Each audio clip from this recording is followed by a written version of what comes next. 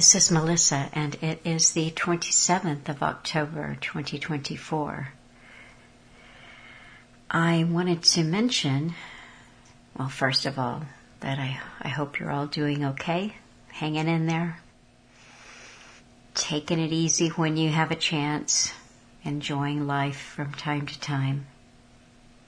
I wanted to mention that the flash drive project is in production, and I expect to have that sometime during the week of the 4th of November. I'm really excited about this. I have pre-sold a few of them, and so I encourage you to get in touch with me if you're interested in that. They're beautiful to look at, the packages. This is all of Alan's audios and videos that he's done, and some extras in there as well.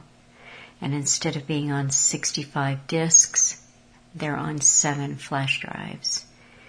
And back in Canada, we sold each disc for $40. I cut that price in half several years ago. And this flash drive project will end up being, to have all of his work, it will end up being about a quarter of the cost of what it would be to have it all some years back if you were collecting the discs. So this is a labor of love. Like I mentioned earlier, I had volunteer help with the artwork, volunteer help with the data organization, and there's been a lot of back and forth and a few little glitches here and there, but it is ready to go, so I encourage you to get in touch with me about that. I have to confess that it is very late on Saturday night, and I got in an odd frame of mind today, and so I picked a new Redux at the very last minute. I was so organized this week.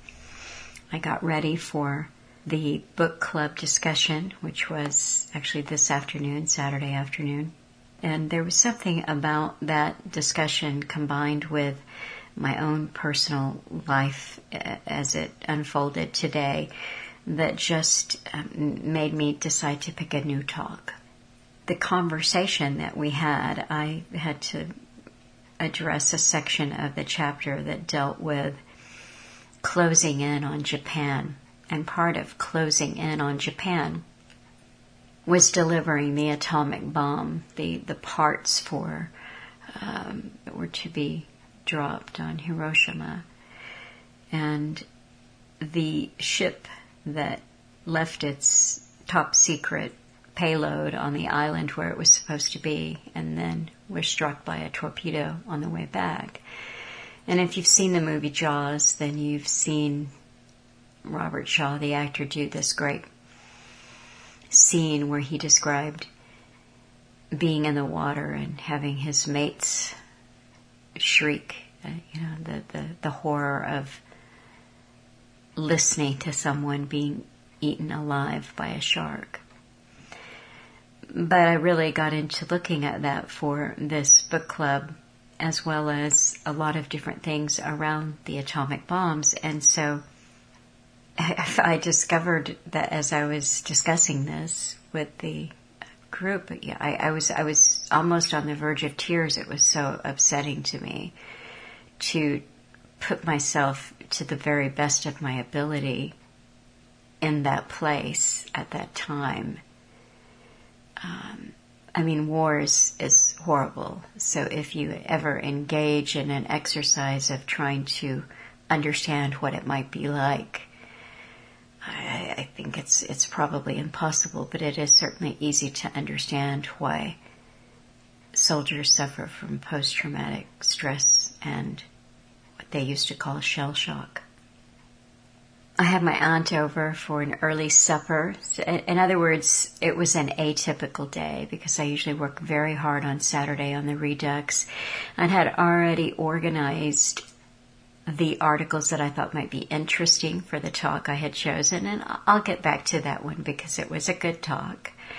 And I'll just I'll leave it at that because I'll return to that, I'm sure, at some point. But I needed something more immediate, something more visceral, even something surprising to me. And this will be surprising because I haven't listened to it since it went up in 2016.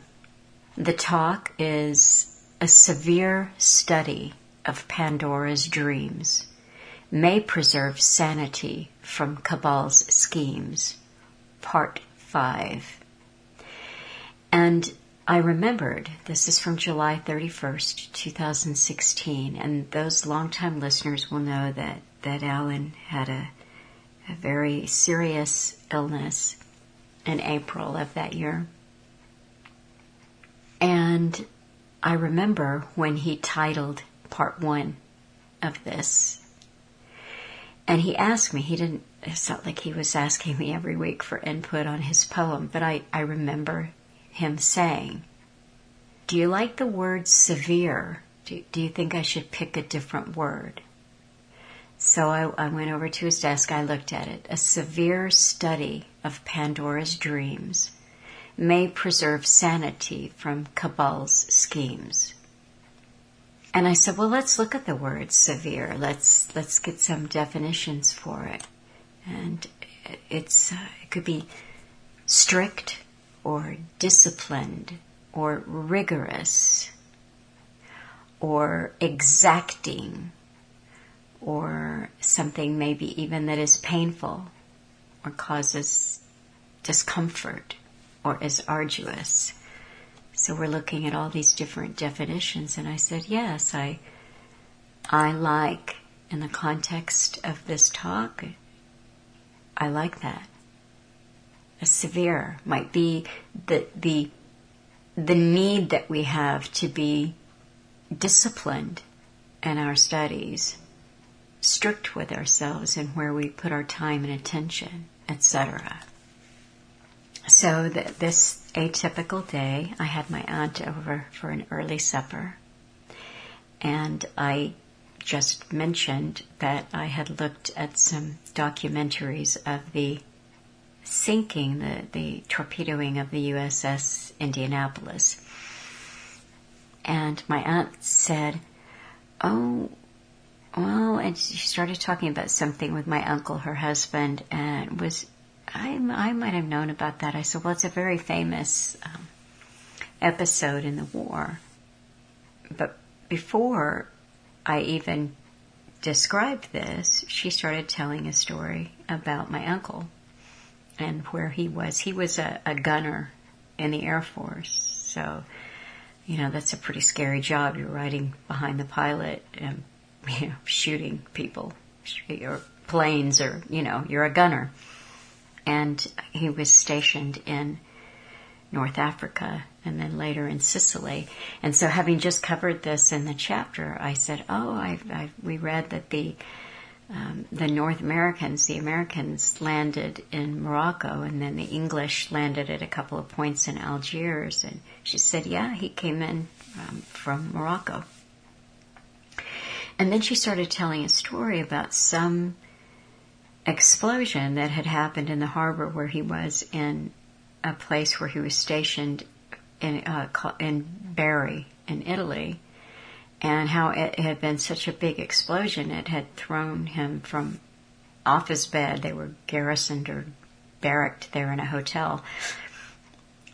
And he hit one wall, and then the force of it just threw him to the other wall and then down on the ground. I mean, it was amazing. He didn't break anything, but he didn't.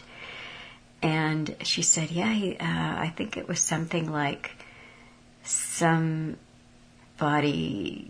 did an act of, they just went over there and tampered with some explosives. And my brother said, oh, no, I know this story. And he actually went over to his bookshelf and brought a book back to the table, and he said, okay. So then he started reading about the air raid on Bari.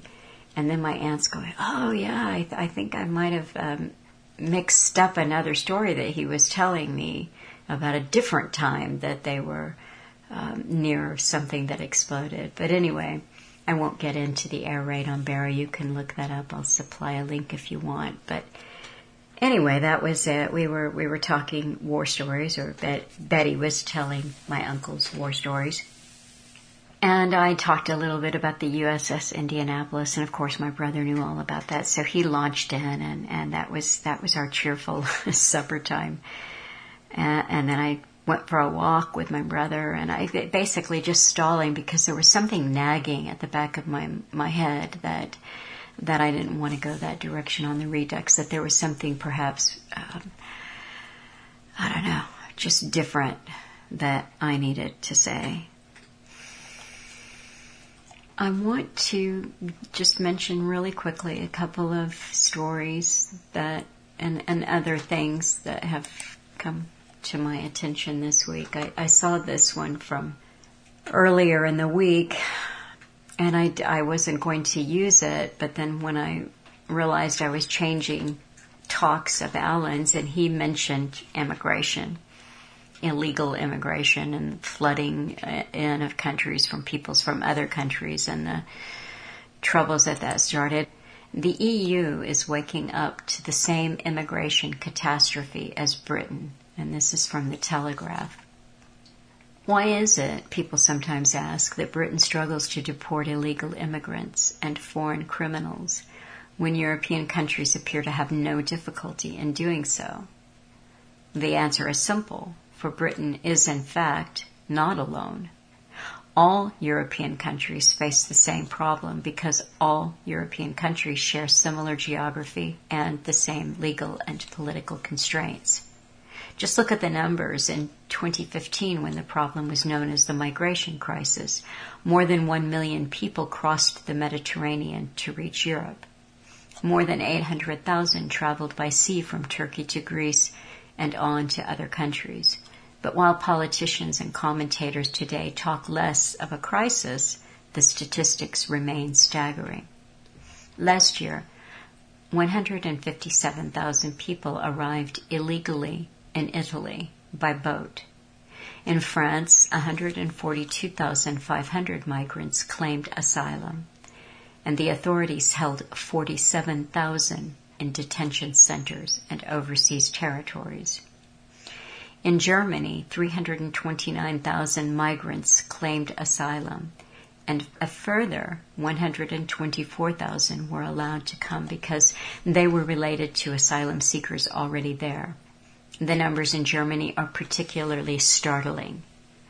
They exclude Ukrainian refugees, of whom the country has welcomed more than 1 million since the Russian invasion nearly 3 years ago. Germany has around 1 million Syrians and nearly 500,000 Afghans living within its borders. Last year, Berlin spent 48.2 billion euros on costs associated with migration, more in a year than it has spent supporting Ukraine since the start of the war. And the article goes on, and I will post this. But this is war that I'm describing. This is war. When you listen to those numbers, and we all live in countries where this is happening. It's happening here in the U.S., it's happening in Europe, it's happening in Great Britain, and this is war. On the war front, what are North Korea's military capabilities and how powerful are they? North Korea's military has come under the spotlight after the United States joined South Korea and Ukraine this week to accuse Pyongyang of dispatching thousands of troops to Russia, potentially to ready them for combat in the Ukraine war. Here are some facts and estimates on what is known about the Korean People's Army, the KPA, and other elements of the North's military.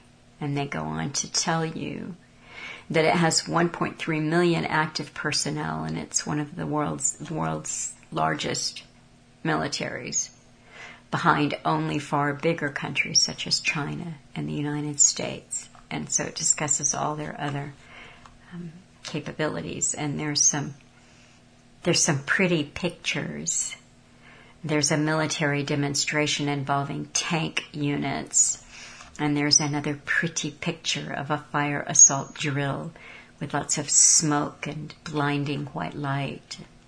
It's all very PR.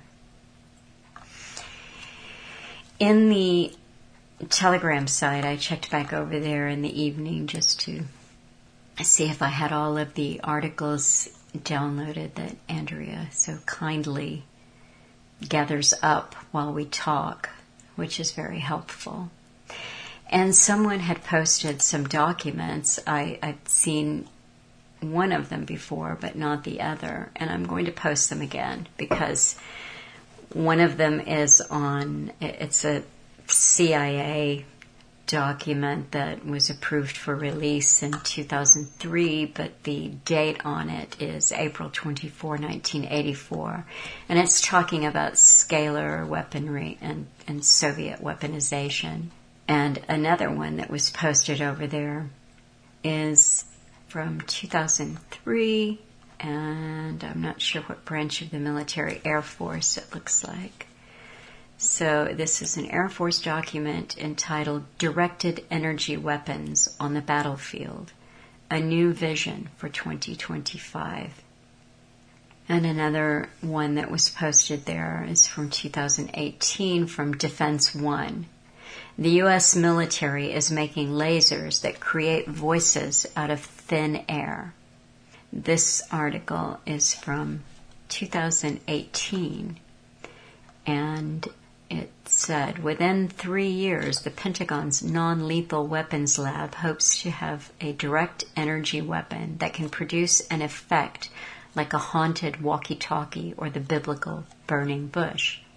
Watch the video above and listen carefully for what sounds like a human voice during this second spin. That's not an audio recording or a broadcast transmitted over radio. It's not human at all. It's an auditory effect that's created by military scientists who manipulated the air with lasers. And it's the Pentagon's most interesting idea for stopping people charging checkpoints or just scaring the crap out of them.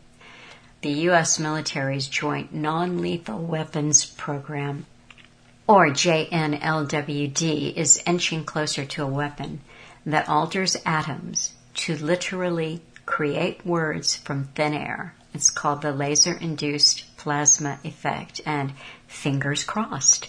They hope to be able to say intelligible words within the next 3 years. Now, because I was just messing around doing all things except sitting down to put this out, I did not look up to see how they had progressed on this project, but I did notice that the video that they reference, which is posted above, it is no longer there. It was something that was obviously coming, I think, from YouTube by the looks of it, and it's not there. But I would imagine that we can all find similar if we put ourselves to it. I was thinking about David Hughes that I spoke with a couple of weeks ago, and his book, COVID-19, Psychological Operations and the War for Technocracy. I just was having a scroll through there to see if some of the things that had been in these earlier military documents showed up in this book. And as I was scrolling through, something popped out at me simply because we had just covered this again in Tragedy and Hope Book Club, or along the lines overlapping with this. David Hughes was writing about, from a ruling class perspective, there is a resistance, he says, to these controls, a kind of groundswell of resistance. And he writes, rather, the transnationalism of resistance must be met with the coordination of ruling class interests in permanent counter-revolution at the global level. Now, this is a point, we did not get into this in our talk, but I did tell him before we spoke that this is actually, I think it's a pretty big disagreement, but it's a disagreement. I don't think that we have a groundswell. I think these color revolutions and this kind of class warfare that he describes is also orchestrated, because I think that people don't really have a clue what has hit them. They really don't. I also think it's been going on much, much, much longer, this type of control. And it isn't just capitalism fizzling out. So, I'll repeat his sentence again and just let him complete the thought here. Rather, the transnationalism of resistance must be met with the coordination of ruling class interests in permanent counter-revolution at the global level. Hence, organizations such as the World Economic Forum and the Trilateral Commission were founded in the early 1970s to improve coordination of capitalist interests transnationally. The ultimate direction of travel, already mooted after the destruction of Hiroshima and Nagasaki in the name of avoiding nuclear Armageddon, is a world state controlled by a global ruling class, in which sense the WEF's logo, improving the state of the world, has always been ambiguous. What we learn in Chapter 15 of Tragedy and Hope that we were covering is that this is not exactly how it unfolded. The UN Accords, I don't have the book in front of me, I've moved it to another room, but the framework of the UN was agreed upon in late June of 1945 in San Francisco. And in July, starting on the 16th, the world leaders, the Allied leaders, met in Potsdam in the Crimea. And that was about a 2-week session. At the very beginning of the session, the scientists who were testing the atomic bomb cabled of the success. The Secretary of War, Stimson, is the person who received the message and then I guess relayed it to Truman. He received this on July 17th. Babies satisfactorily born. So they had tested the atomic bomb on the 16th, the day before, and then delivered the message to Stimson, babies satisfactorily born. And what I let the book club group know was that Stimson was Skull and Bones, 322, Skull and Bones, Yale, and founding member of the Council on Foreign Relations. So Quigley writes, first of all, the UN framework had already been set up. One of the main purposes of meeting in Potsdam was to flesh out the UN. And Quigley wrote that the atomic bomb did not even factor into discussions there. So what I'm saying is that rather than the bomb and the magnitude of what they had unleashed, making people think that they needed some kind of world government, as Hughes writes, they needed to have this world government, this global ruling class, this world state to avoid a nuclear Armageddon. That was not the purpose of the UN. The UN's purpose preceded the bomb. So I was thinking that it's the thing that is needed, the bomb, the thing that is needed to justify what was already planned. Just like laws that are ready to go, you've got the laws there, but who's going to be able to convince their constituents that they're needed? Okay, so we have the Oklahoma City bombing. Same thing with the creation of the Department of Homeland Security and all of the laws that have happened since 9/11. These horrific events justify what is already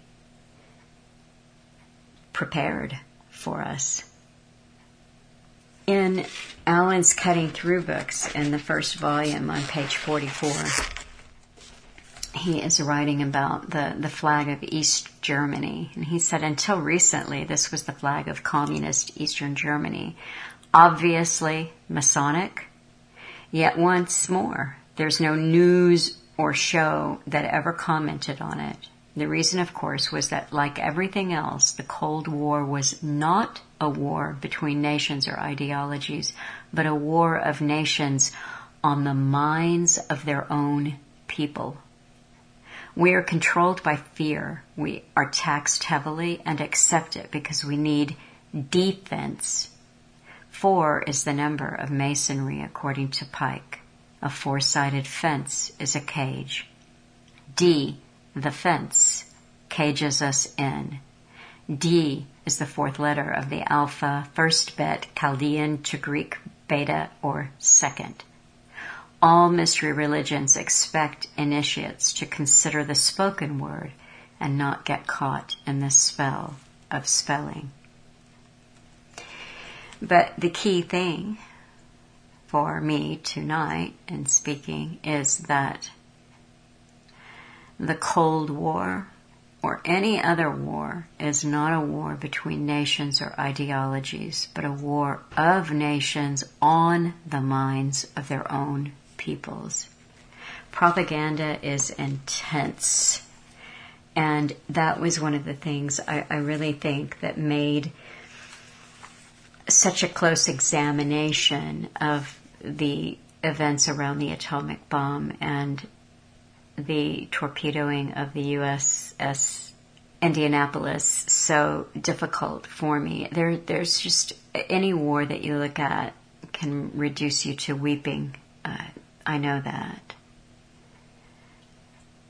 Because the loss of life and the callous disregard, I mean, there was, just in this chapter alone, the sacrifice that these leaders made on all sides, Allied and Axis, of their own men. It's so true. This famous Kissinger quote, these soldiers really are cannon fodder. But in thinking about what, going into this discussion today, what I didn't mention was Oppenheimer. I did say that I doubted very much that the scientists who were involved in the creation of the atom bomb had the kind of terror when they realized what they had created. This is propaganda. And it makes me sick to my stomach how many movies Hollywood has made about Oppenheimer. How he's been glorified, really. He's a, like sexually deviant communist, tool. So to think that he's, oh dear, what have we done? And then, it's a fox guarding the hen house. He's later going to be involved in the overseeing, the Cold War overseeing of nuclear until somebody attacked his, patriotism by bringing to the front his communist sympathies. But, this is more or less what scientists are always like when they're employed by the state. I won't see the most recent movie that was made about him. I haven't seen a movie that was made about him. It's just disgusting. Speaking of, foxes in the hen house, I mentioned last week that the Stettinius that I had stumbled upon, he then becomes the first ambassador to the UN. He's a war secretary, comes from a family of war resources and, banker connections. But no, he's going to be the one who says, so nothing, when they say, well, we're going to create a body that makes sure that that we, know how to control this weapon that we've just unleashed on the world. No, it doesn't work like that. And I think one of the reasons why I was just, frankly, kind of raw around what I had looked at, that it just, how you get emotionally raw. Earlier in the week, I was talking to my poor Aunt Betty, who's been so ill, up and down, but really ill. And she was just happy because a friend's son had called her up and said, "Oh, hey, do you want me to take you to do your early voting?" And she was really excited about that. So she got her voting done early. And the next day I was taking her and her next door neighbor to do an errand. And the neighbor's husband has fallen a couple of times. They've had to have the ambulance there to pick him up, and he was in the hospital for 10 days with a problem, and just the harsh realities of aging, right? But she was just so happy because they had driven themselves over to the town hall and they had voted. She went and voted, and then she got somebody to bring out the ballot to the car, and he was able to do didn't have to get out of the car, but he could just vote, and they brought it back in, and so that this was happy. And this was one of the things that was most painful for me to see in watching these sailors talking 60 years after this had happened, that they had been traumatized, they had suffered shock. Some of them had become alcoholics. It was just all of the stories that you always hear over and over and over about the real horror of war. And yet, this love of country and faith in God, their total faith in this system, the very system that has destroyed their lives and in some cases taken their lives. This is, it just hurts. It really does. It hurts. And yet people vote. So I think finally, because I had the war on the mind and I was thinking, you got the tanks and the bombs and all of that, but really, remember, that's not where the war is being played out. As Alan said in this book he wrote in 1999, it's a war of nations on the minds of their own people. So I was thinking about that, and I think I put in, war on the mind, et cetera, and I came up with this article, Battlescape Brain, Engaging Neuroscience in Defense Operations. And this is from winter 2017, Homeland Defense and Security Information Analysis Center.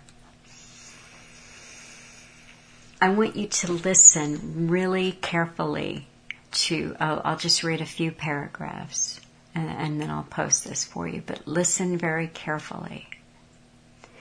Recent convocation of participatory parties in the Biological and Toxins Weapons Convention has prompted a renewed focus upon which, how, and to what extent currently available and or new biotechnologies and techniques could be developed, weaponized, and utilized. Okay, so this is a convention. This is like a treaty kind of thing, right? The Biological and Toxins Weapons Convention. In this light, it becomes important to reconsider current progress and near future research and development of neuroscience and neurotechnology. Then he renames that, he calls it Neuro S/T. So going forward, I'm just going to call it Neuro ST. So that's neuroscience and neurotechnology. At present, NeuroST is being used in military contexts for diagnostics and treatments of medical conditions, to create human-machine networks for optimizing particular types and dimensions of operational performance of military and intelligence personnel, to develop non-lethal and lethal weapons. Now there are a couple of tables here, and the first one is NeuroST approaches to training and performance optimization. A lot of this is drugs. Some of it are methods, but here's the pharmacology. Stimulants. So that's amphetamines, phenylethyl means, I don't know. Eugeroics, modafinil, armodafinil, racetams. So I don't know. Some of this is nootropic. So those are the things that make your brain work better, I think, and increase your focus. And these are the kind of, the designer, smart drugs or whatever that some of the university students are into. So stimulants, eugeroics, and racetams. And then there's also EEG-based neurofeedback, transcranial neuromodulation, EEG-based brain-computer interfacing. And then that's the first table. In the main, it is the latter two types of application that foster the most concerns. For example, as depicted in Table 1, a variety of pharmacological agents, for example, stimulants, including amphetamine derivatives, eugeroics, such as modafinil, and nootropics, such as racetams, and brain-machine interfaces, such as EEG-based neurofeedback, transcranial magnetic and electrical stimulation, and brain-computer interfaces can be employed to modulate activity within identified neurological networks operative in cognitive and motor processes and functions to facilitate and or optimize key performance elements instrumental to the training and capabilities of warfighters and intelligence operators. Now, I won't focus too much on the second table, but I will mention that this second table is entitled Weaponizable NeuroST, Tranquilizing Agents, Mood-Altering Agents, Affiliative Agents like MDMA, oxytocin, etc., Dissociative Agents, ketamine, Psychedelics, hallucinogens, and then there's microbial agents, viruses, bacteria, organ toxins, and he lists a whole bunch of organ toxins. They're derived from cone snail toxins, cobra toxins, shellfish, pufferfish, blue-ringed octopus symbiotic bacteriotoxin. So that's what he's on about here. Then there are neurotechnologies, neurosensory immobilizing devices, high-output sensory stimulators to evoke disorientation, discomfort. Maybe something like that article from 2018 where they could give you the burning bush. Maybe something like that. Transcranial neuromodulating devices, neural network stimulators for use in close operations against individual actors or targets. And then nanoneural particulates. Now this is the part where the next couple of paragraphs here, listen. As well, NeuroST can be weaponized to target neurological substrates and mechanisms that affect physiology, cognition, emotions, and behaviors. As shown in Table 2, such neuroweapons include drugs to degrade physiologic and cognitive functions and or to alter emotional states to affect the desire or capacity for aggression and combat. You might remember that Alan, there was one substance here that he mentioned, oxytocin. That was the love drug that Alan read an article or two about some years back, the one that gave the soldiers this in-group feeling. So they had the drug to bond with one another. And I think, I'm just going from memory here, but I think that the oxytocin is something that the pregnant and nursing mother releases that bonds her to her infant. Organic toxins that can induce neuromuscular paralysis and death, microbial agents, for example, bacteria and viruses, inclusive of biohacked, genetically modified organisms that can incur various levels of morbidity or mortality, and a number of technologies that can be used to alter sensory, perceptual, cognitive, and motoric functions. Current conventions. Now again, the convention, that's like an agreement, a treaty, you know that, okay. Current conventions defining, quote, neuroweapons, end quote, and the dilemma of control. Obviously, research, production, and stockpiling of defined neuromicrobiologicals and select chemicals and toxins are constrained and or proscribed by the extant BTWC and Chemical Weapons Convention.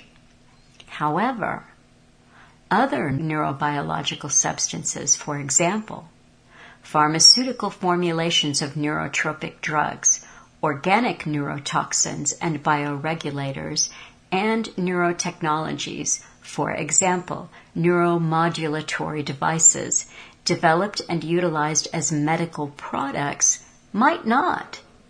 And these are readily and commercially available. Okay, so what he just said there is a lot of these things that would make good weapons are constrained by this convention, this agreement that we have made, that where we said we're not going to do it. But hey, look over here. There are some things that have been developed to be used as medical products that, they're readily and commercially available. Okay, well, good to know. As noted in a 2008 report of the National Research Council of the National Academies of Sciences entitled Emerging Cognitive Neuroscience and Related Technologies, products intended for the health market can be and often are studied and developed for possible employment in military applications. For example, to optimize or degrade aspects of human performance. In the United States, any such activity in federally funded programs would be subject to oversight in accordance with dual-use research of concerns policies of 2012 and 2014, reflecting the general tenor of the BTWC and the CWC today. But, okay, see, that's a bummer. It's, there's some oversight there. But while such oversight and regulation constrains dual-use neuro-ST research in participatory states, it may provide opportunities for non-participatory countries and or non-state actors to make inroads in such enterprises to achieve a new balance of power. Indeed, neuro-ST is an international endeavor, and a number of nations are engaged in dedicated programs of neuro-ST research with defense applications that may exert global strategic influence. Moreover, neuro-ST research and development need not be illicit. Exemptions for health and routine experimental use may foster a gray zone within which investigations for viability and employment as weapons may be undertaken. So it goes on and on. And what this is how to get around it. For instance, he writes a little bit further down that a non-state actor may be supported by state-endorsed venture capital. That could be a concern, or it could be a window of opportunity. So it's a very slick, how do we get around this? How do we research? How do we define a weapon? It's very skillfully written, but he makes a disclaimer here. He said the work was supported in part by funding from the Lawrence Livermore National Laboratory. That's one to look into. And then the disclaimer is, the views expressed in this essay do not necessarily reflect those of DARPA, the Joint Staff Pentagon, the United States Department of Defense, Lawrence Livermore National Laboratory, or the United States Department of Energy. Okay, so it's just it's just one man's opinion, but it's very interesting. The author of this is Dr. James Giordano, and I have talked about him before. James Giordano is the chief of neuroethics, right? Remember how Alan was explaining to us over and over again that bioethics, neuroethics, whatever, these are just fancy new words for eugenics, really. So he's, is this ethical? Well, there's a gray zone, huh? So let's just stay in the gray zone where anything is ethical. So just a little bit of his bio here. He's the chief of the Neuroethics Studies Program, scholar in residence, leads the sub-program in military medical ethics. He's the co-director of the O'Neill Pellegrino Program in Brain Science and Global Health Law and Policy in the Pellegrino Center for Clinical Bioethics. He's a professor in the departments of neurology and biochemistry at Georgetown University Medical Center, Washington, D.C., USA, etc., etc., etc. He currently serves as chair of the neuroethics program of the IEEE. That's the electricians who are wiring us all together so that they can biodigitally program us and hack us at will. And he's an appointed member of the Neuroethics Legal and Social Issues Advisory Panel of DARPA. So on and on and on and on and on and on and on. All this philosophy and ethics and humanities and good stuff. He's right there for public health and global health and all that, right? So, I think that basically sums it up. The war is on our minds. The propaganda is intense. We get it from cradle to grave.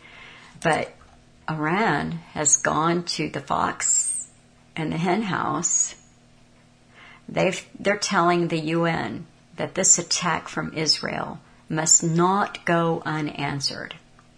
Iran's top diplomat has condemned Israel's unprecedented attack on multiple military sites across the Islamic Republic and has asserted Tehran's right to respond to the latest escalation amid a year-long Middle East conflict. So that's what's going on. It's business as usual. So I hope you all have a good week and take care. Take it easy. And I'll talk to you later. Bye-bye.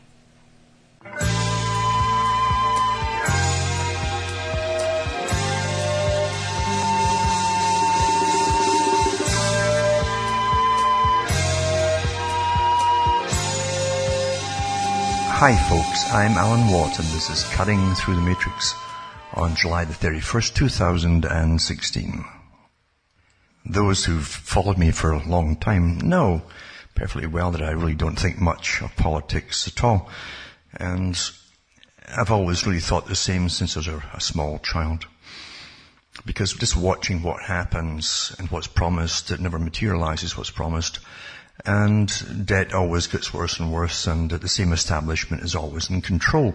And I knew early on that only one group controlled both sides, sometimes three sides if they have an extra one thrown in.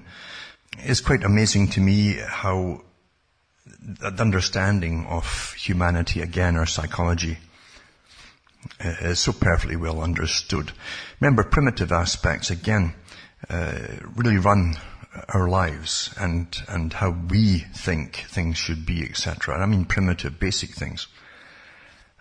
We all have this ancient tribal need to be protected. So at one time, tribes would elect a chief for a while, and then maybe for a year, maybe for 2 years, and then someone else would take over. But everyone got a say in it. And in a small tribe situation, it's easier to do because since there's just a small tribe, the chief can't get an army around him of lots of relatives and make a dynasty and make himself a king.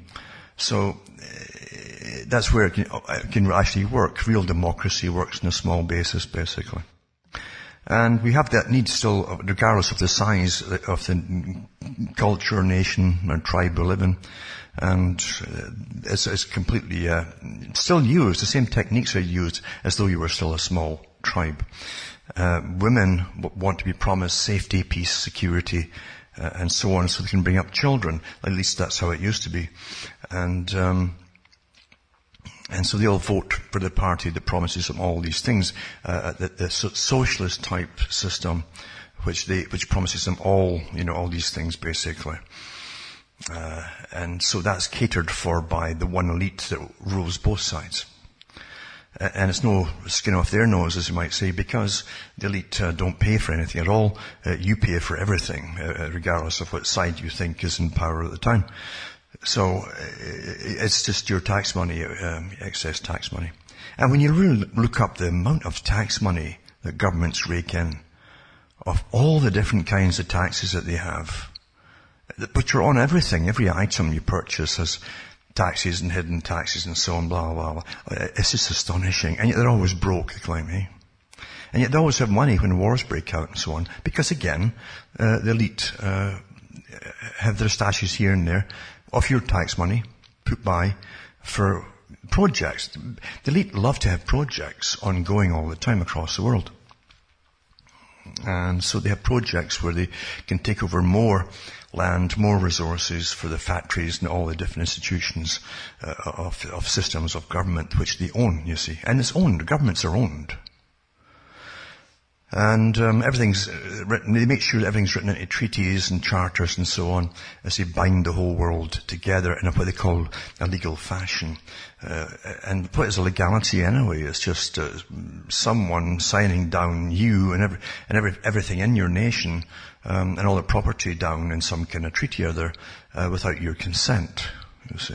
They teach you that this is quite normal. We accept a lot of things as being normal simply because they exist, you see.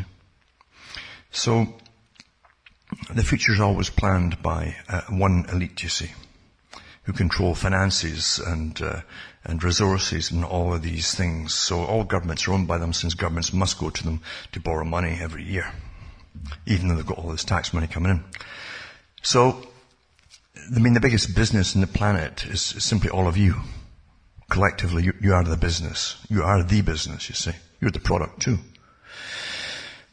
But people get riled up about politics. Now, for years and years now, in a lot of countries, folk were getting absolutely sick of politics, and because nothing changed for the better, and they just stopped voting. You always found in Britain, for instance, you'd have miserable turnouts for voting, and until they brought in more immigrants and scared the immigrants, so they could get more and more Labour parties and things like that, who they claimed would always make sure that they'd be quite safe and everything else and have lots of work and etc. But even that's fallen flat today, so there's back down to lower voter turnouts. In some countries like Australia, they had to bring in mandatory voting. You had to vote, or you were given a massive fine. And I think maybe the second or third time you got fined and imprisonment, something like that anyway. So they make you vote so that legally you give the ones that they select for you on either party the right to do what they want with you, because that's what that means. That's what that really means, you see. If they get any power, you've voted them in, and therefore you've agreed to be ruled by, and that means to do anything they want with you, you see. So it's an ancient system, this really. It's all legalisms, using primitive techniques and so on to manage your mind through fear and all the rest of it.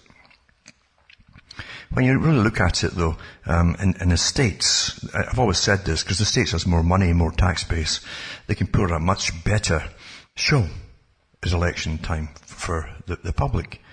But again, they use the techniques too of ultimate evil versus whatever it happens to be. You see ultimate good, ultimate evil, and each one who runs always claims that they're the ultimate good, etc., etc. But they all work for the same establishment and the same boys at the top.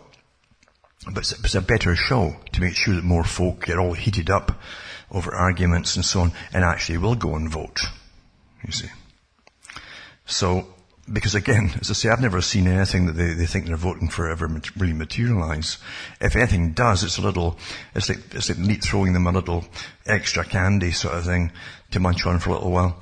That's all it really is, you see. Because the elite don't care one way or another, as long as they're not paying themselves for anything, and not too much of the profit of running all of you is taken out of them, their particular purse, in other words. So it's all a big show. It's all a show. And over many, many years, it's been shown to the public just how much of a show it actually is. Comedies are the greatest way to do it. Satire's fantastic. But the public don't know. The professional marketing companies, the biggest marketing companies on the planet, are actually making up all the ads, how to fool you in so many ways, not just advertising and buy these silly products and so on, but also, and make you want things that you don't actually want, you've never even thought about wanting before. Things like that. They're working to get you in to the voting process, mightily and heavily so. And it's quite amazing. I mean, the same, if you read the history of how Woodrow Wilson and the boys got them in, and the boys who really put him in, got the US into World War I, which really didn't want to get entangled with foreign affairs, you see. And he went in on the ticket that he would not take the US, and he made sure they kept out of World War, the Great War is on the go. And of course, once he was in, he went to work immediately, or his bosses told him, like Mandel House, who was his boss. He went to work to make sure that they got into the war, you see. And they used, again, the biggest marketing company in New York, I think it was at the time, to put all the propaganda out to the general public. Bernays was involved in it, naturally, Edward Bernays. And he and some of his associates, I know his associates, wrote a book about it after World War I, boasting about how they managed to fool the whole nation into going to war, you see.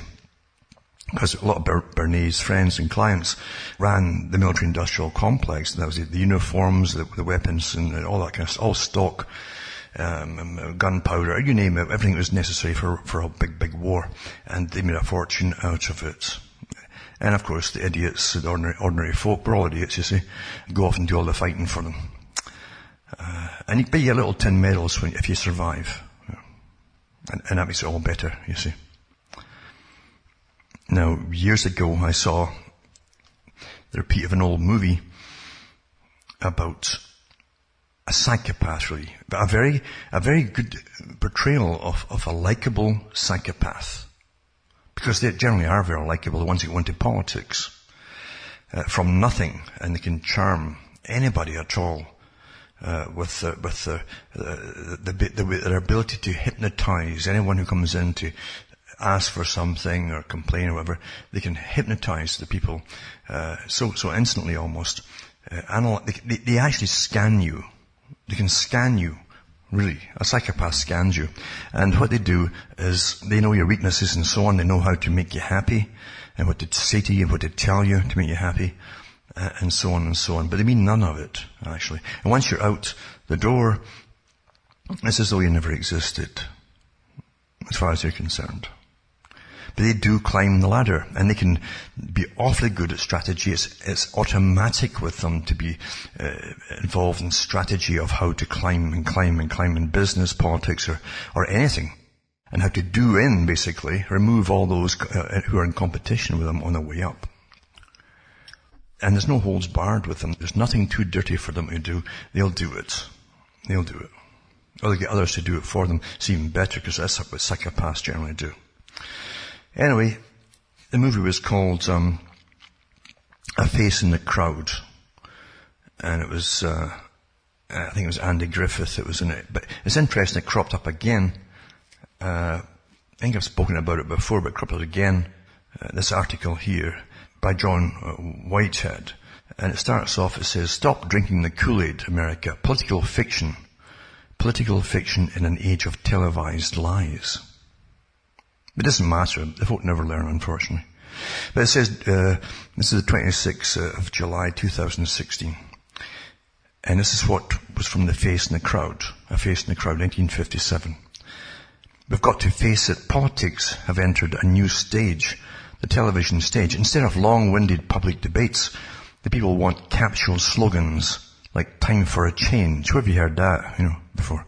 'The mess in Washington.' 'More bang for a buck.' 'Punchlines and glamour.'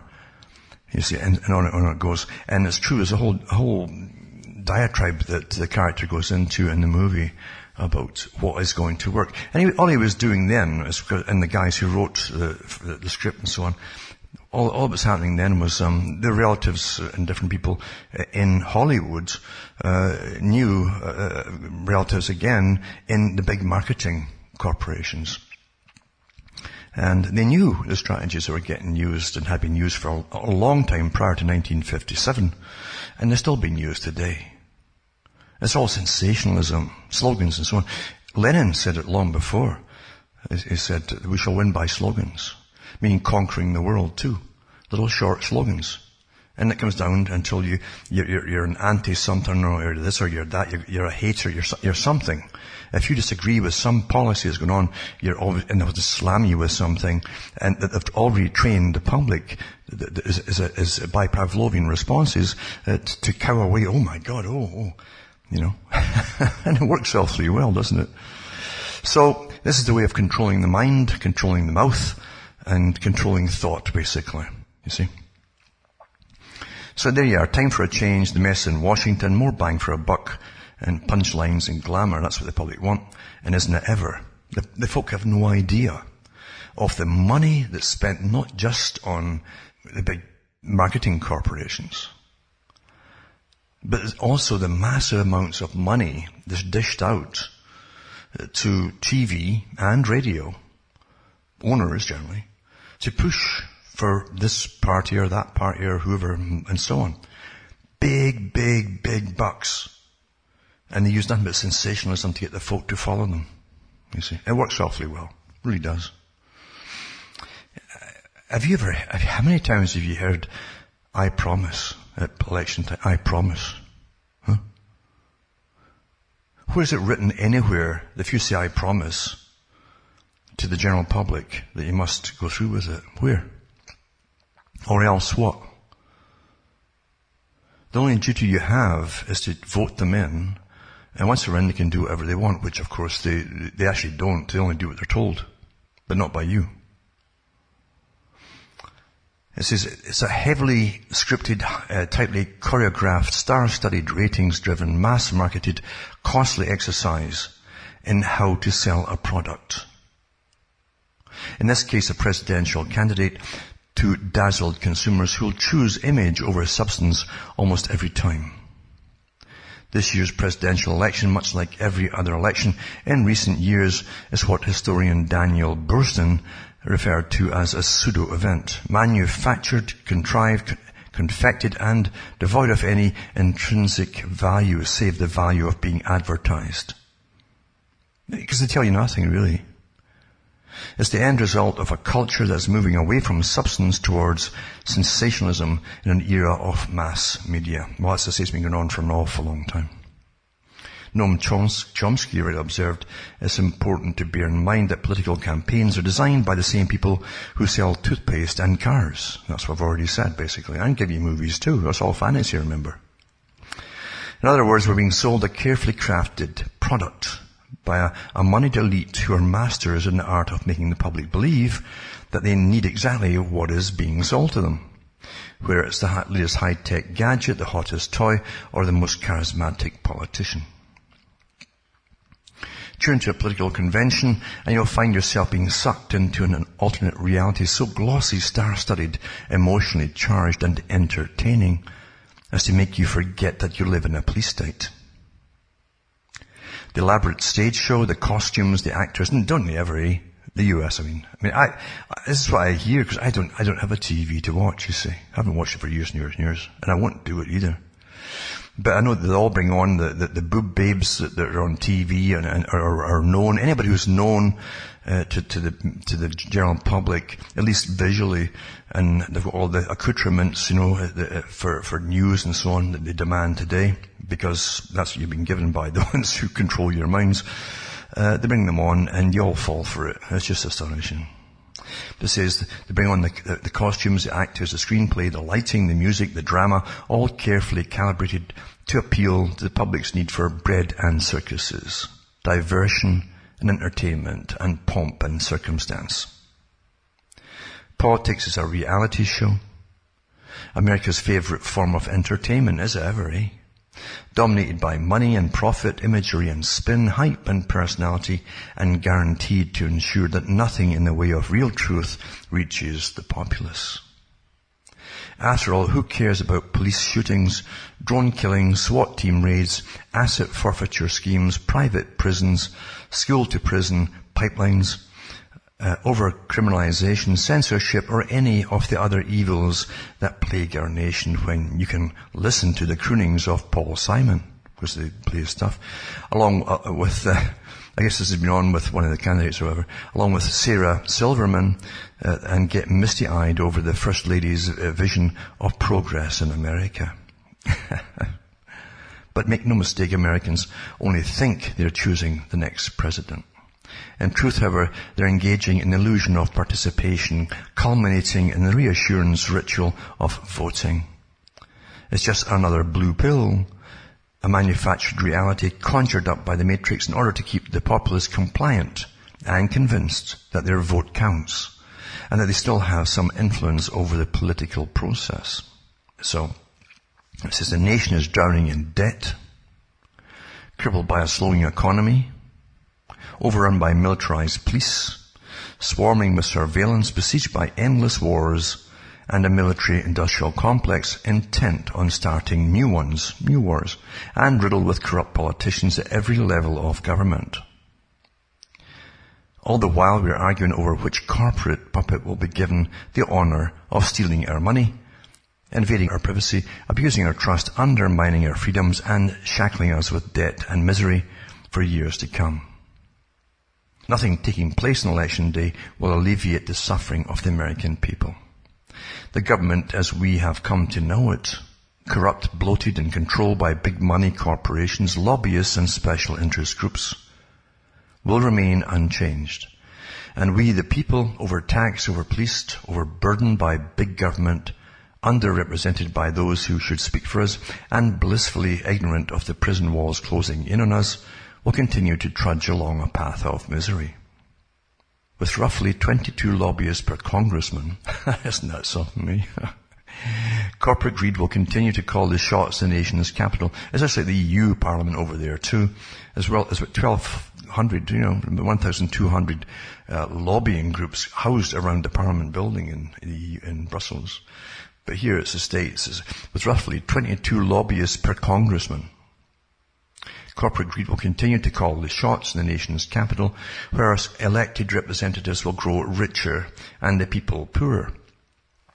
And elections will continue to be driven by war chests and corporate benefactors rather than such values as honesty, integrity, and public service. That's what I joke, public service, eh? I mean, the servants are getting thousands of times more for their wage than you.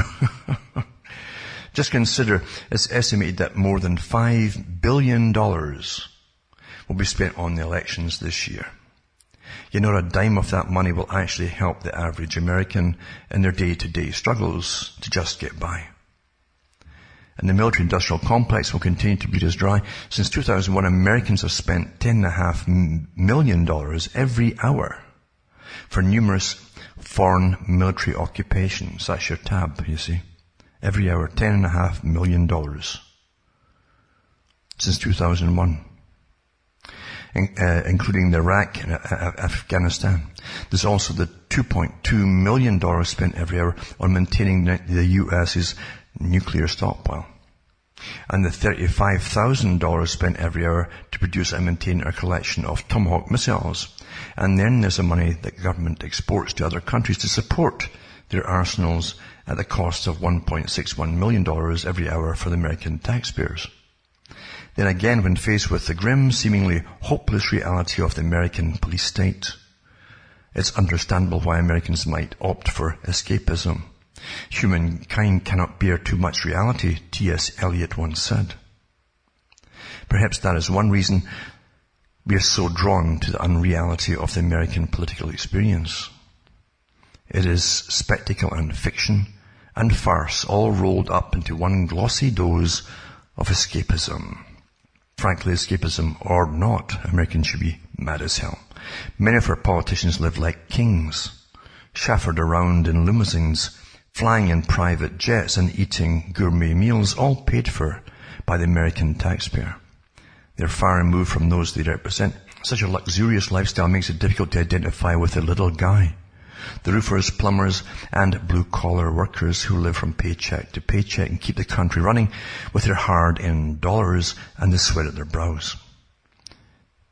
Conveniently, politicians only seem to remember the constituents in the months leading up to an election. Isn't that true? Everywhere in the world, actually. And yet we, the people, continue to take the abuse, the neglect, the corruption, and the lies. We make excuses for the shoddy treatment. We cover up for them when they cheat on us, and we keep hoping that if we just stick with them long enough, eventually they'll treat us right. People get the government they deserve, and no matter who wins the presidential election come November, it's a sure bet that the losers will be the American people.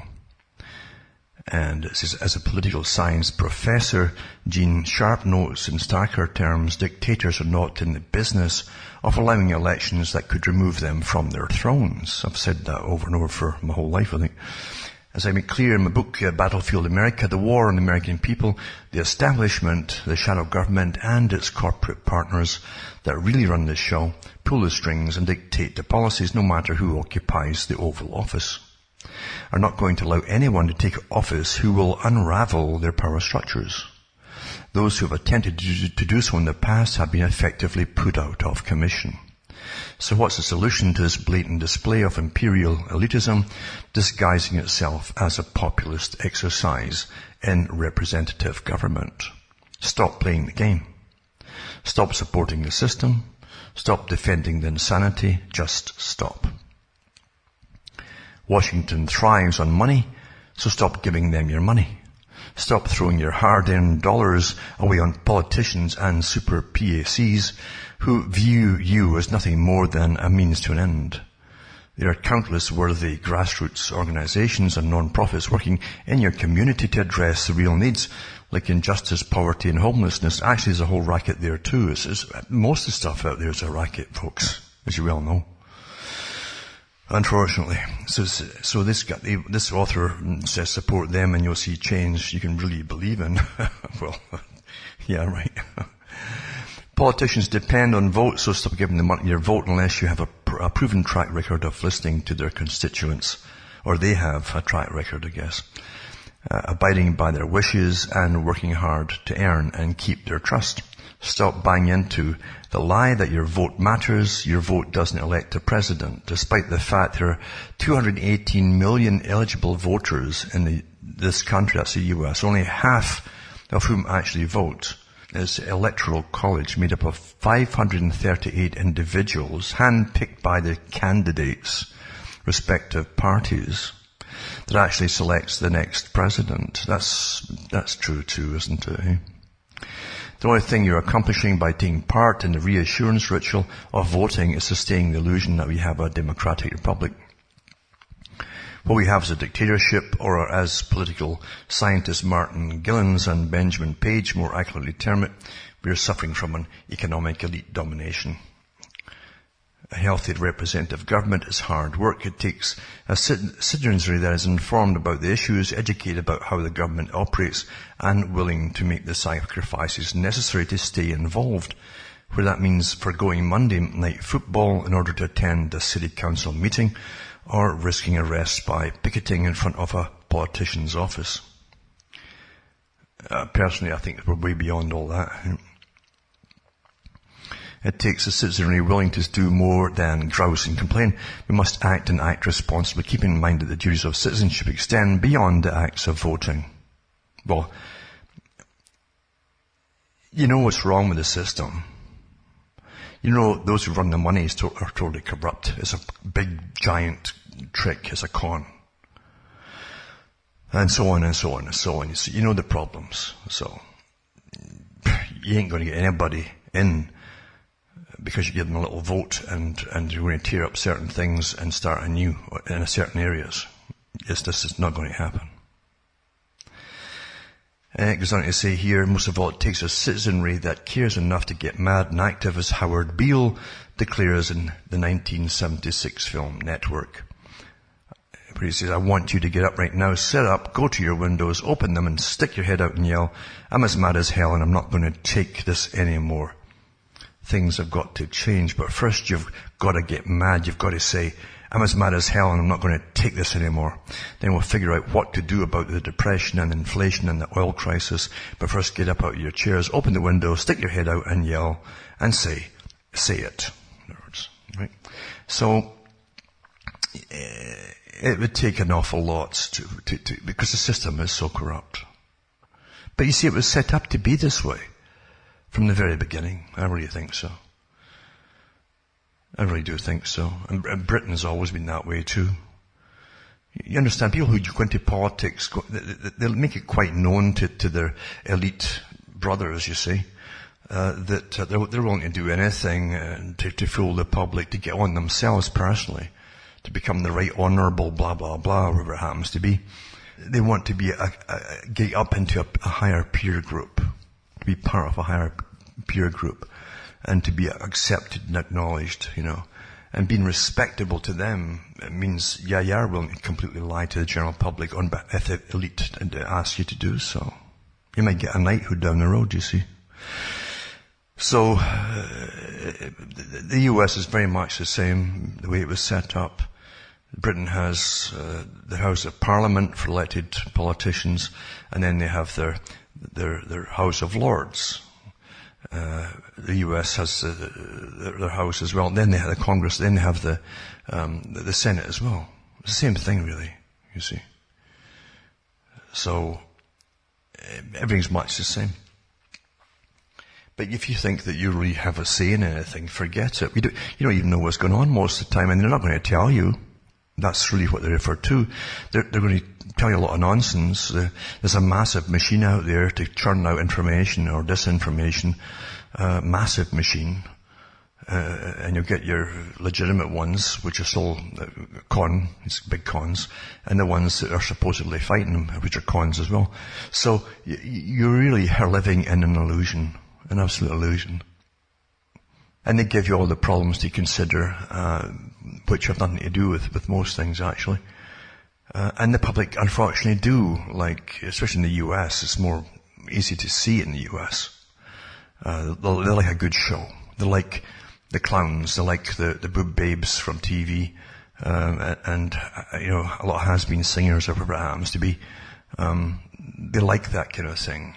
They'd rather follow some well-known actor in some big long TV drama. They'd dare follow that person, really, because they'll fall in love with the character they portray in the drama series or whatever. That's how simple it is, isn't it? It really is that simple. So, and you cannot, remember, appeal to intellect during these things. It's nothing to do with intellect. It's all to do with subconscious emotions and drives and so on that the marketers tap into to manipulate you. And simplistic little promises, like Bernie Sanders, free education for everybody up through university. Well, hey, who's going to pay for it? What in America has ever been free? What's that? What's ever been free? What's ever been free in this system, which runs the whole world, anywhere in the world? What's been free? And it doesn't exist. Now, I've mentioned color revolutions over many years, actually, because that is part of what's called soft power, that sometimes the geopoliticians refer to in the Council on Foreign Relations. They've given talks about using it years ago. I read them on the air years ago. And also, of course, the Trilateral Commission. They're both private clubs, but the Trilaterals actually are a higher section of the CFR, a specialized section. But anyway, it says in this article here, this other one, are color revolutions a new form of war? And it says the most recent example of little tricks and cons and so on. The most recent example occurred at the Moscow Conference on International Security, at which members of Russia's General Staff announced the appearance of a new form of warfare. When the conference agenda was initially set, the plan was to focus on regional security, with an emphasis on the problem that would inevitably rise when international coalition forces withdrew from Afghanistan. Prior to the Ukrainian crisis, the most pressing problem was the need for Russia and the West to work together to ensure at least a degree of stability in Central Asia. However, the Kremlin clearly issued orders that radically changed the focus of the forum. In his opening address before the conference, President Vladimir Putin emphasized that so-called color revolutions are now the main threat to peace. Senior Defense Ministry officials developed that argument during their subsequent remarks. According to them, Western intelligence agencies conspire to foment color revolutions around the world, which they do. It's soft power. I've given talks on it from, again, the CFR's own people who are strategists, you see. That, again, the job of the CFR is to advise politicians what policies to take and so on. In other words, a private organization runs the US, really, you know. It turns out that Moscow considers color revolutions a new type of warfare. And it says it's different from the old kinds of rules of warcraft. General Staff Head Valery Gerasimov and Main Operations Directorate Head Vladimir Varudnitsky expanded further on that brilliant idea. In fact, it appears that the primary function of the General Staff is to translate the policies of senior leaders into the language of military concepts. General Zarudnitsky did not disappoint. He painted a frightening picture of this new type of warfare, saying, first, the countries organizing the overthrow of the undesirable government use their military potential to apply overt pressure, with the goal of preventing that state from using its security forces to restore law and order, Zarudnitsky said. Then, as the opposition launches military operations against government forces, the foreign states provide military and economic aid to the rebels. After that, the coalition of countries can carry out military operations to defeat the government forces and assist the armed opposition forces to seize power. Interestingly, the Kremlin does not even consider the possibility that people living under authoritarian rule might simply get fed up with their leaders and rebel without outside provocation or assistance. According to Russia's generals, all popular uprisings are the result of foreign intervention, and yet they offered no evidence in support of that claim. You will find that actually in most countries. It's been the CIA all along, long before you heard the term color revolution. And they use different charitable agencies often, different aid, like American aid and all this kind of thing, to go over and send youngsters or university age folk over. They've been given basic training and to mix with other university or people their own age, basically in other countries, target countries. And to try and stir up their angst to do with those who rule their country or run the system and so on, to get an overthrow. It can take time, naturally, to get a country so fed up they'll have little rebellions and all the rest of it. But that's what they've been doing for years, absolute years. Yeah. And now it's called color revolution. So, and it says, otherwise, they would have had difficulty explaining why, for example, Washington would have schemed to overthrow former Egyptian President Hosni Mubarak, whose regime had been loyal to the US. The journal also made the curious argument that colour revolutions are just another form of military action. He said it's impossible not to notice that all of the actions of the armed rebel groups, the tactical airstrikes and missile strikes using precision weapons, were all highly organised, coordinated and linked in terms of their goals, objectives, timing and targets. He conveniently overlooked the fact that Libya was the only case where Western countries conducted military operations in support of an armed opposition. And yet there's no evidence that Libya's armed opposition were commanded by Western military headquarters. Moscow's main goal is to use smoke and mirrors to prove that colour revolutions are really a form of disguised aggression that uses new technology to destroy undesirable governments and remove them from the political arena. It's quite interesting. I find these articles and the counters to them too are all part of intelligence agencies in all countries actually. And and they really do put some interesting information out. And really, you wonder if any of these people who are involved in these, in any side whatsoever, could ever really tell the truth about anything. Really, makes you, don't you wonder about that? I remember reading years ago, and then seeing a documentary on the CIA's role in fomenting revolutions across the world. And it went way back to, I think it was Zambia in Africa, that had just elected a president or prime minister. And this president really wanted to better the nation, this nation of Zambia, which was fairly prosperous compared to most countries in Africa at that time. And their biggest income, I think, at that time in Zambia, at least one of the biggest companies that was stationed there was an American company that wanted their bauxite there for aluminum. That's where they make the aluminum from. And they were afraid at one point that this guy's great ideas and all, but this president, he might want to nationalize the nation and then seize all corporations, properties and so on, and factories and all the rest of it, mines, you name it, and they would lose their control. So the guy who was the president of this corporation based in the US for bauxite approached the CIA and told him about his little problems, and then the CIA went to work to get an overthrow of this particular president, which they did successfully, of course. And they boasted about it. Some of the guys involved in the documentary boasted about it, and they were way up there in the CIA at the time. So there's nothing new in this getting into countries and overthrowing them so that you can get or maintain resources which they have. And again, if you go a step further, if they won't give in to you and let you just have the resources, they'll do a military campaign against you, like they did across the Middle East and grabbed all their oil and minerals and all the rest of it. It's the same thing, you see.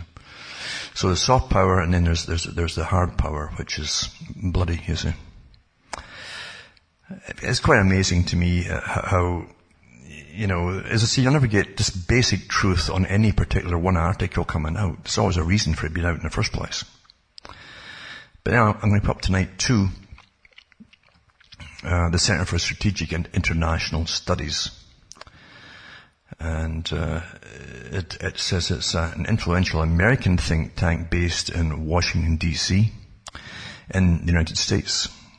And the center conducts policy studies and strategic analysis of political, economic and security issues throughout the world, with a specific focus on issues concerning international relations, trade, technology, finance, energy and geostrategy.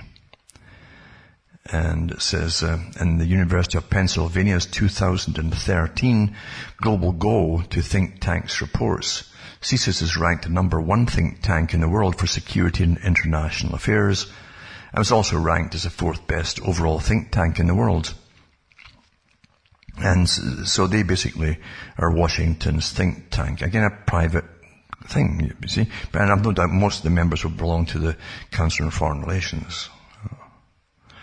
And they helped to advise, actually they probably do, disadvise all the politicians who don't know much at all about the real workings of the world.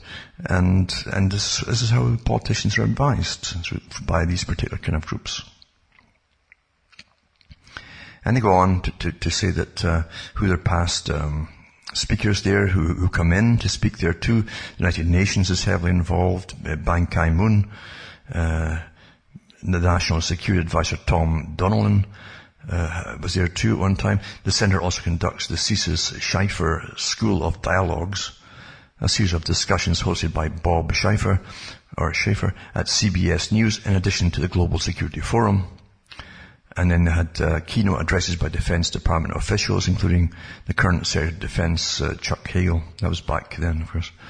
And then they moved from K Street, which was its headquarters, to a new location in Rhode Island Avenue in Washington, D.C. The new building cost $100 million to build. I'm sure the taxpayer would somehow end up paying that one way or another through various means. And we'll have a series of media interviews as well as room to host conferences, events, lectures and discussions.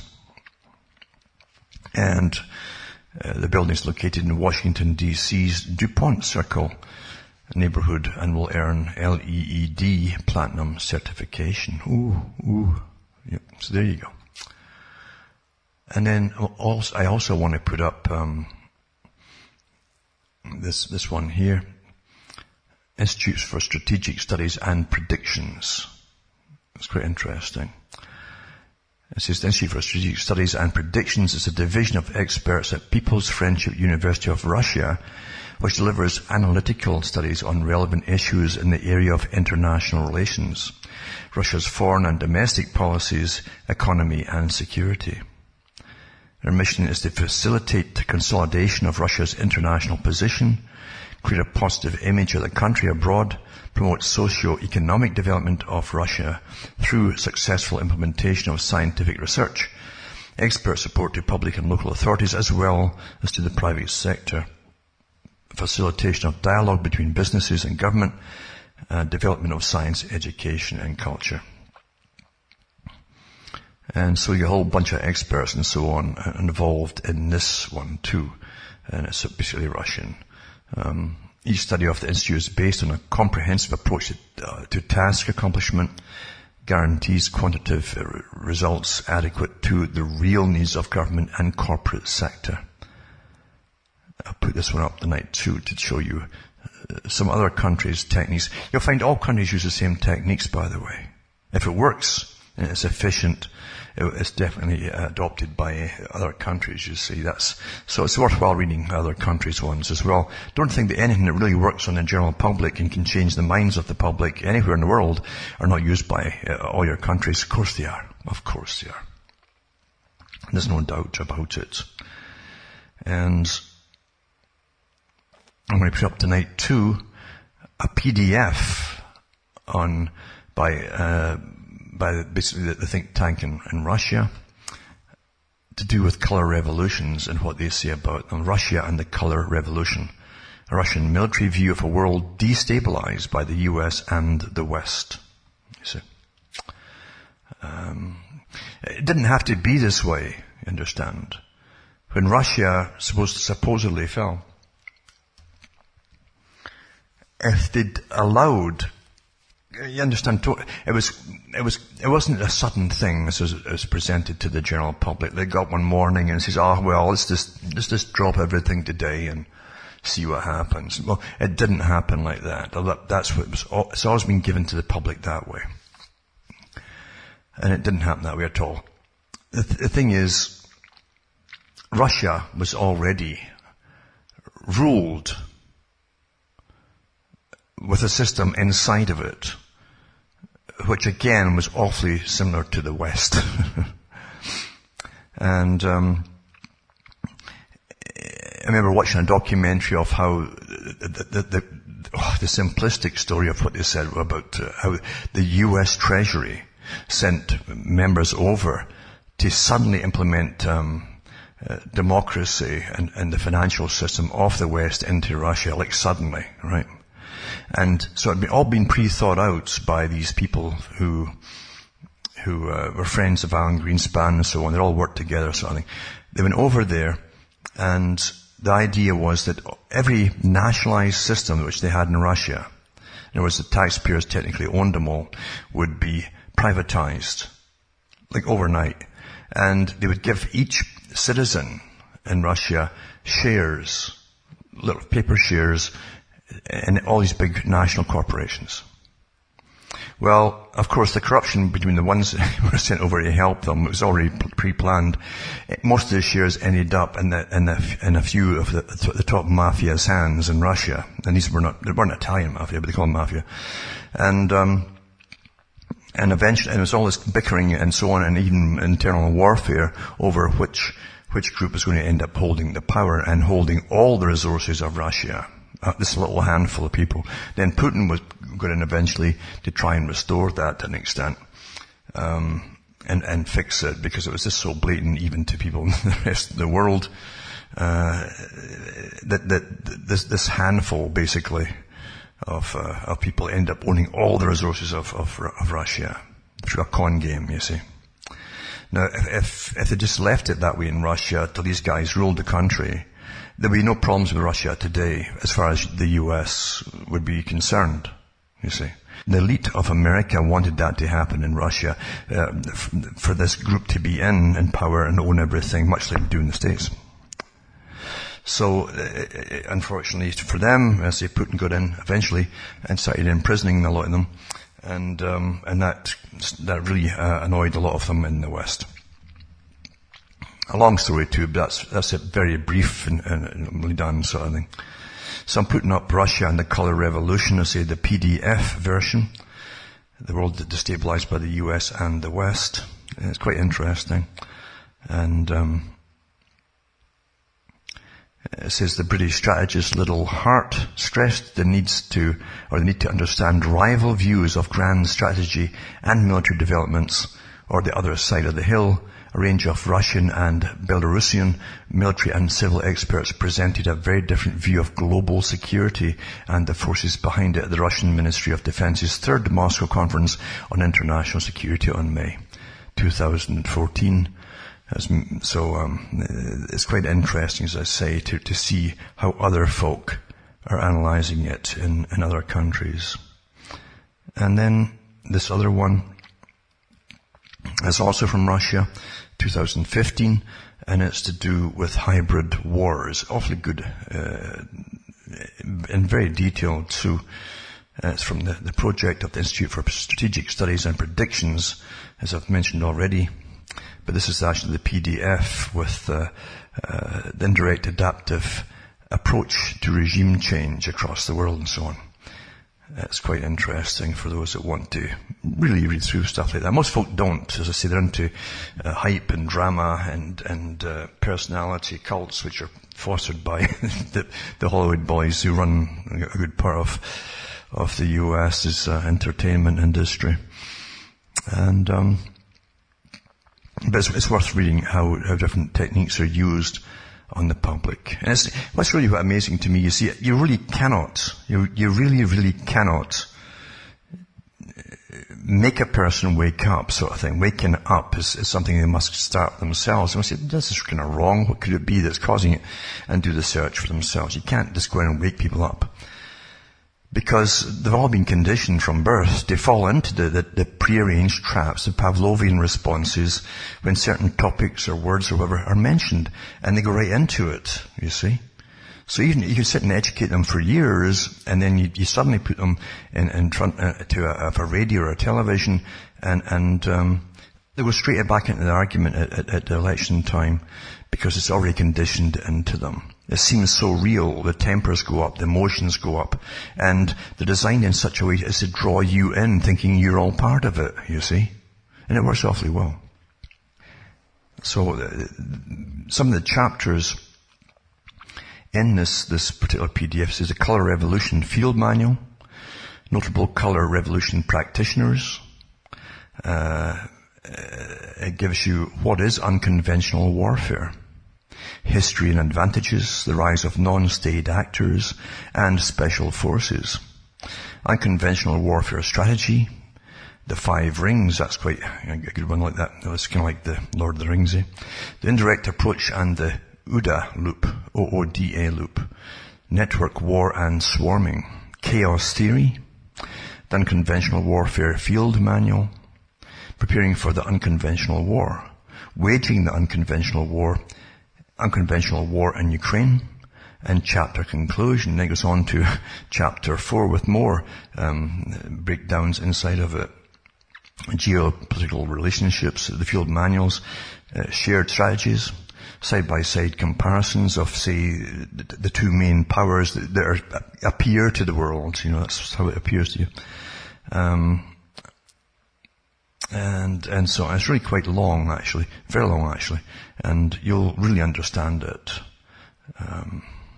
Even some of the quotes, you always hear folk who are reading it in these think tanks, and their followers talking about Sun Tzu. You know, Sun Tzu was the ancient Chinese military strategist, and his quotes on how to do things and how to try and conquer enemies without having direct on attacks with them, and so on.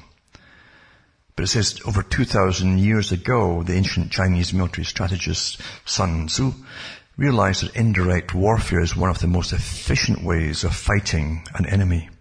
It allows an opponent to defeat their adversary without directly engaging them, thereby saving themselves the resources that would have been that they had to have used to be expended in a direct confrontation. Attacking an enemy indirectly can also bog them down and put them on the defensive, thereby making them vulnerable to other forms of attack. It also carries with it a certain opportunity cost for the defending side, since the time and resources that they spend in dealing with the indirect attack could potentially have been put to better use elsewhere. Besides the tactical advantages, there are also strategic ones as well. There may be certain constraints, such as alliances, military parity, etc., that prevent one entity from directly launching hostilities against another.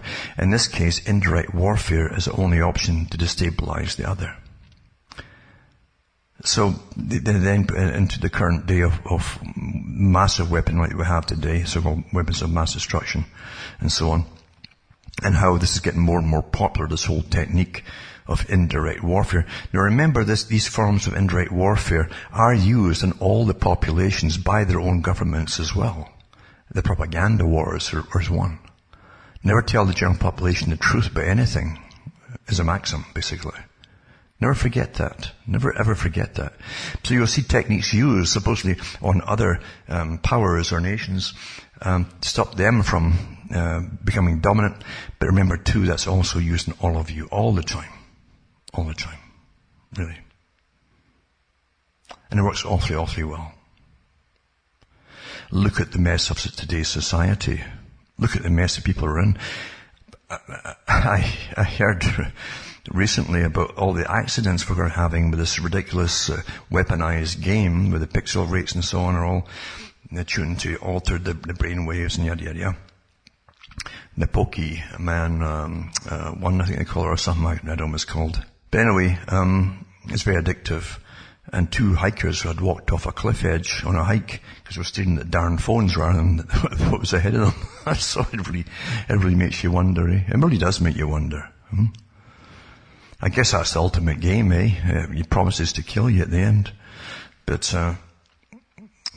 really, you know, and folk too, there was some other guy caught driving his car erratically, or his truck. And then when he stopped by the police, he says that he forgot he was driving. He was still playing the game.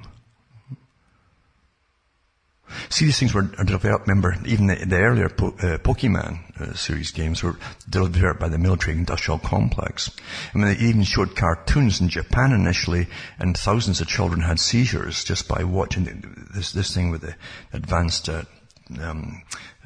technology, high pixel rate, all these things that affect the brain, you see.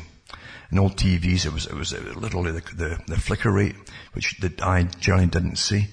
But you could alter that in a bit here and there, alter a few colors, and bingo, seizures were becoming commonplace. That's why it was actually banned. Those cartoons were banned for that reason in Britain, and the articles are out there yet today. But But again, today the Pentagon gave out declassified stuff on the pixel combinations they could use on a screen. Your brain actually picks them up, and it can affect how your brain is operating. It's very effective, very efficient, in fact, but you're not conscious it's even happening. And you go and vote. You go and vote for people who won't talk about any of this stuff. Never mind the aerial spraying. By the way, today the aerial spraying is incredible. I saw a new type again, another new type today. And a new kind of plane doing it as well. A bit lower. But it was amazing to watch this stuff create a horizon trail.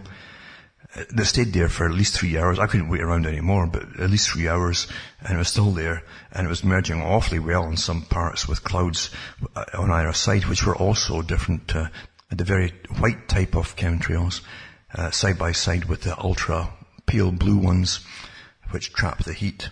So, this is normal now, of course, normal weather control. And that's the world you live in, and you vote. You vote for what? What do you vote for? The personality cults, for the saviors that promise you everything. Perpetual children. Well, they promised, you know. Ah, dearie. And then once it's all over, things go on just the same way. The countries still rack up more debts.